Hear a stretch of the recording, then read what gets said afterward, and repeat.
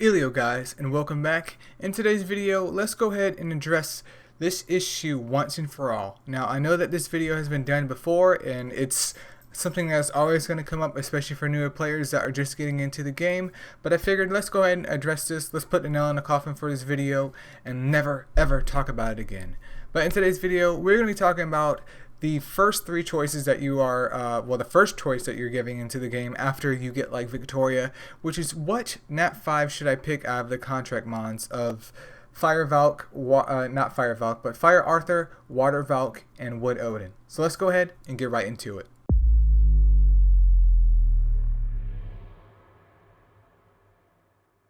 Alright, so right before we begin, I just wanted to bring this up because this was on the Casual account and I screenshotted this forever ago, but I just wanted to share with you guys the interesting comments that people have left on these. Now, if you look at the comments of Mons, especially in the review section of each Astromon, 9 times out of 10, they're probably trolling, so I honestly don't suggest people checking out those comments. There's plenty of sources available to you, not counting me. There's Discord, there's other YouTubers, there is, not YouTube, but there's also Reddit as well, where you could check out what sets that a mon should need, and 9 times out of 10, like I said before, they're just trolling. Don't really pay attention to what they say, but let's go ahead and check out these comments real quick before we get into the meat of things. So they're saying that Water Valk is the best attacker, the best water attacker in the game. Low HP but great skills. Any of you guys out there know that I personally am not a big Water Valk fan. I don't think that she's useless, but I just don't think that she's really that good. So interesting comment there to say the least. Next up, her 100% defense reduction lets you steamroll bosses. Yes, it lets you steamroll bosses, especially in the beginning.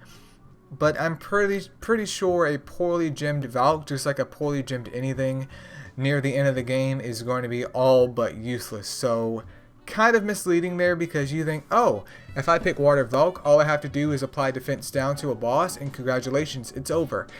It doesn't work that way. Defense down does reduce their defense by a substantial amount, but it's not 100% defense reduction. Or is it? And then the last one was equip her with attack percent gems and maybe 1 defense gem to keep her alive. That's pretty fair. That's actually a very balanced choice out there. So I don't know what your name is because half of your IGN is like starred out, but I will take that one. That one's pretty acceptable. Then I have to zoom. There we go. Now we have Odin up here next. For Wood Odin, she can both heal herself and also decrease enemies' defense. She's great. Okay, that's a fair comment. That's substantial. It literally says what she does with her SP siphon and defense down. And then the other guy says probably the best Wood Nat 5 attacker in my opinion. If this is the only Wood attacker, then you are correct with that. And I understand that other mons have come out, or maybe 433 like cherry pick these comments, but I wouldn't go so far to say that she's she's the best Wood Nat 5 attacker. Now, if this comment was from like 2016, which it shouldn't be, okay. But here in 2020, almost 2021, I disagree with that. And then the last one is use a Gem of Valor set with attack times 2 and then HP times 1 to mow down enemies. Fair. Once again, there's some substance here, and then there's just some Pepega comment that is just like, but why? And then last but not least, boys and girls, we are at the moneymaker. Now you see that Fire Arthur is number 1. He's number 1. People want Fire Arthur the most. Water Valk is number 3 for a reason. Just saying. But for Fire Arthur, his 100% stun makes him good in any party. Yep, that's fair. He's more... The issue with Fire Arthur, though, is just that his stats don't really line up necessarily with his skill set. So people get him and they try to build him like an attacker type, and they're like, wow, his damage sucks because he has stun and defense down. He doesn't have Hunter. He doesn't have any hard-hitting moves. he's just more of a CC or slash debuffer, which is a bit misleading to people, and I could definitely understand that. And then the other guy says he has high defense for an attacker, great all around.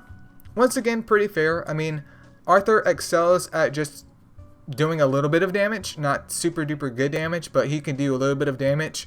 So he has some utility while also being able to CC and debuff, so I can agree with that. And then he destroys in PvP. I wish people would stop using him as their hidden mon. This comment is obviously from 2016 because Wildfire Arthur is popular more nowadays in PvP.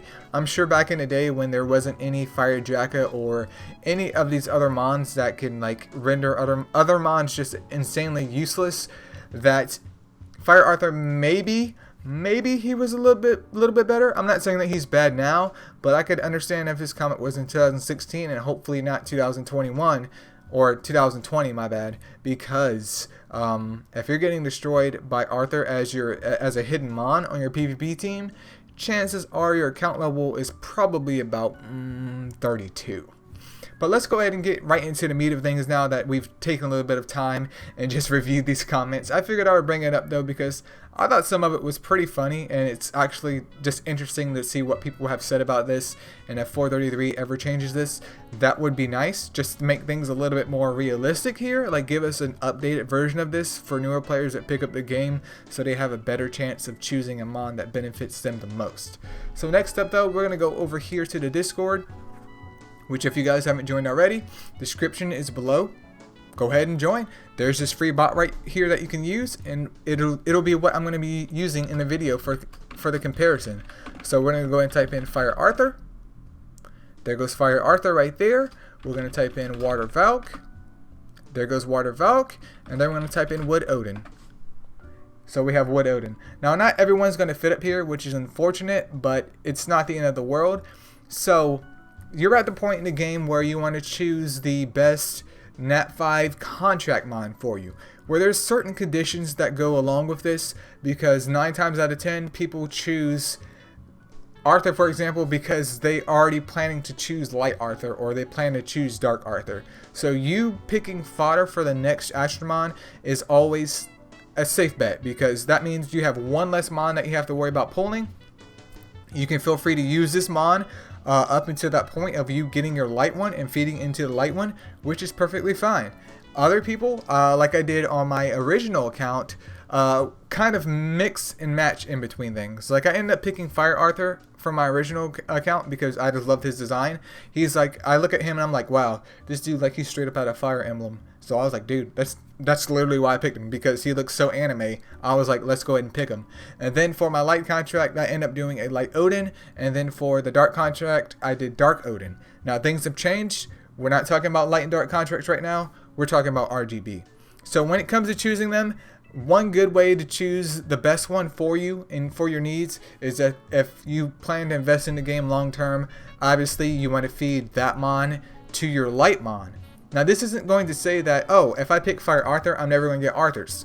It's really dependent on the luck of your account. There's some people that pull Artemises every single Heroes Festival, and there's some people that have only gotten one Artemis because of just bad luck. There's some people that pick Odin as their contract mon and they never gotten a single Odin even though they've been playing the game for a year.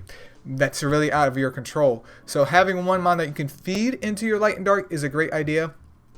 But my other suggestion is figuring out what you want to do with the game. Like, I feel like the starter mons are a great way for you to kind of test what you want to do in the game and how you want to progress with that playstyle. So if you, for instance, choose Fire Arthur, and while he is CC based, because CC, if you don't know, that's crowd control, while he isn't there for damage, he's there for utility and preventing mons from acting, so your other mons can do damage to them without killing you. You might pick him and say, you know what, I don't really like that. Like, he works, but I don't really find this fun. He's kind of like a precursor-ish mon into getting into PvP. So all of a sudden you're like, I don't like that.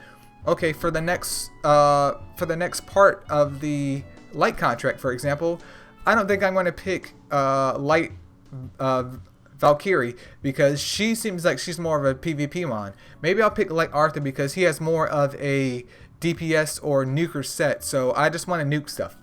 That's a valid choice. Valid choice. You tested it out, you found out it's not for you.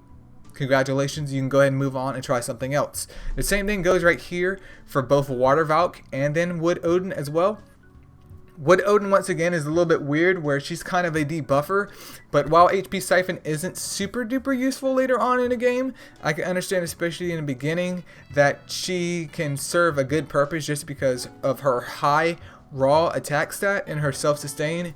She could easily solo B7 by herself. That's not an issue at all. But say for instance you get her and you tried out the HP Siphon and a defense down and you're like, she's kind of a mix in between wanting to be a real attacker and wanting to be kind of a debuffer.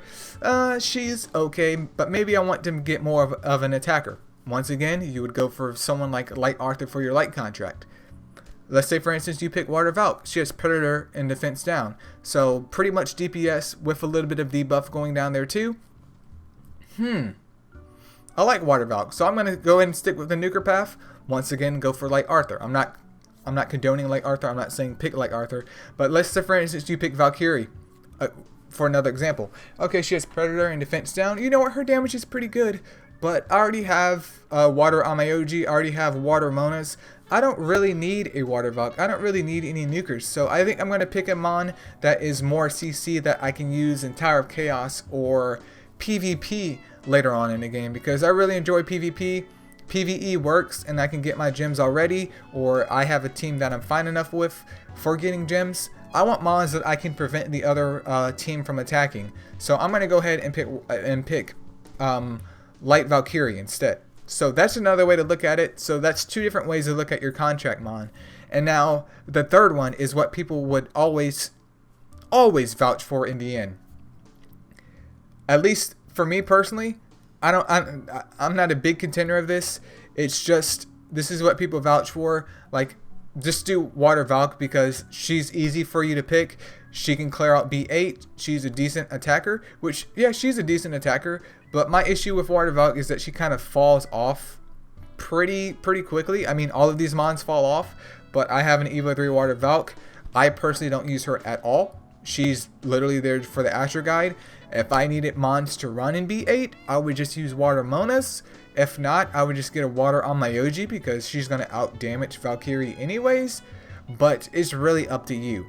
I mean, stat-wise, I would say that Odin is the best one stat-wise. Like raw stat-wise, Odin's definitely the best one, with Valkyrie being kind of middle and then Arthur being kind of the lowest of the bunch in terms of stats because he's an attacker type, but his attack is the lowest out of the bunch. He does have a little bit higher defense and HP, but since he's also a CC Mon, his damage really isn't there, which is kind of misleading to newer players. So stat-wise, Odin wins. Skill-wise, that's kind of hard to dictate because these Mons have just different skill sets. Water Valk would be if you want to test out being a nuker. Wood Odin is if you want to test out having a debuffer / wannabe attacker. Not really an attacker because HP Siphon isn't really an attack skill. It does promote self-sustain, so you could run her on a more risky set of gems like triple attack if you want, but it's not really a nuker skill like Hunter or Predator is in certain situations.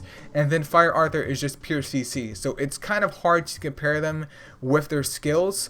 But what my personal suggestion, what I'm trying to get into your mind at the end of this video, is pick a Mon that is going to suit whatever content that you're having trouble with the most at that point in time in the game. Say for instance you did Hero Festival, you ended up pulling some decent Wood Mons and you have some decent Water Mons. Well, I would never pick Water Valk, not because I dislike Water Valk, but I would never pick Water Valk from the contract because we have access to Water Monas. If you build up 2 Water Monas for B8, congratulations, B8's over. You literally don't need a Water Valk for B8. Yes, you can use Water Valk in other areas of the game. You can use all of these Mons in the other areas of the game, but especially in the beginning of the game, your biggest focus is PvE to get gems to build up your other Mons and to build up your current Mons to progress through content, to then build up Mons for PvP, to then build up Mons for Tower of Chaos. The first thing I would want to knock out, though, is getting my B8 team as efficient as possible. And while she is there, there's going to come a point in time where you're not going to do B8 anymore. And what are you going to do? Use her in clan versus clan? That's pretty much it. I mean, you could run her in Tower of Chaos, but is she going to be as effective as Fire Arthur? Absolutely not. Absolutely not. Just saying. So I wouldn't pick Water Valk because we have access to other mons that can do the same job as her, but they're free. So that would leave us with 2 mons left here. So say for instance, you started your account, you have 2 monas already, you've seen a beginner guide or you've read beginner guides. You're good to go with water mons, you have your B8 team. Now that leaves B9 and B7. As I said, for example, let's say that you pulled some decent wood mons. You have a wood Banshee, you also have a wood Jean. You're good to go. Okay, and then my suggestion is to take a look at your fire mons. Oh, look, I have a fire Starov and a fire Katyn. You know what? I think I'm going to go and pick Fire Arthur just to round out my B9 team.